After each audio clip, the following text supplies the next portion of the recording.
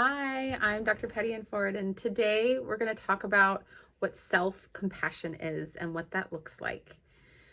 Compassion is having care or reaching out and extending empathy to another. Self-compassion is, can I do that for myself? Can I apply some compassion for myself?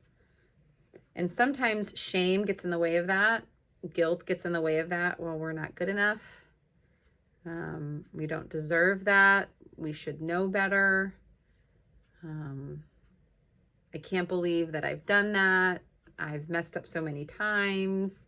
And sometimes for me, when I'm navigating that experience, I like shake my head. I'm like, ugh, I should know better. And I have this shame response that I'm learning where we're human and we're all navigating experiences in different ways, and having compassion and being kind to ourselves is one way we're going to be able to create a really safe place within ourselves to grow.